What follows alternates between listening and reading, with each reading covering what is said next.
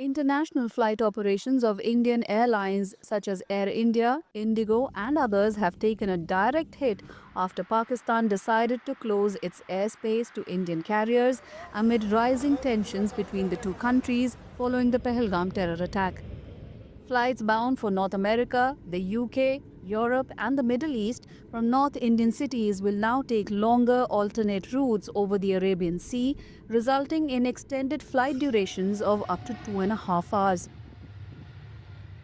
So it's a longer flight, and when the longer flight happens, the fuel is more consumed, and when the consumption of fuel happens, that the flight cost goes up, and it's actually given to the customer. So the customer starts getting affected with the travel. The closure of Pakistani airspace for Indian aircraft adds significant costs, such as more fuel and crew working hours. According to aviation experts, this is likely to impact passengers as airfares are likely to rise by 8 to 12% in the short term.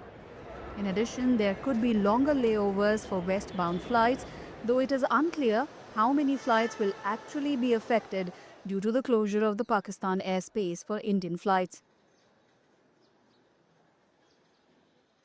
I think close to 4 to 500 flights westbound might be affected because eastbound flights will not be affected. And I said certain flights, maybe people will divert or flights from Bombay will come to Delhi first and then go to Europe. So I think it's too early to say how many exactly flights will be affected, but I'm sure some flights are definitely going to be affected. Notably, the Chicago Convention provided for the sovereignty of airspace above the territory of each state. The convention governs the freedom of states to operate air transport flights across, into, and within the airspace of other states. According to the convention, the contracting states recognize that every state is entitled to require the landing at designated airports of a civil aircraft flying above its territory without authority.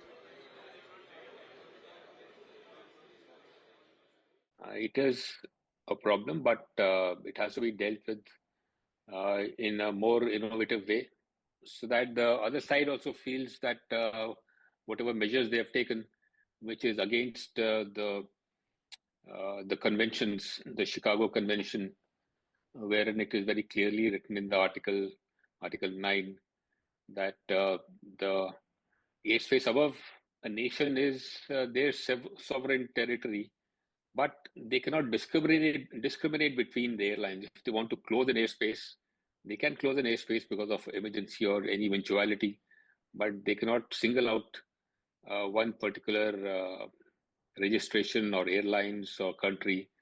So that is kind of a discriminatory thing, which the UN must look into. As the global landscape becomes more complex, this move adds yet another layer of strain on the Indian aviation sector, and passengers are likely to feel the pinch sooner rather than later.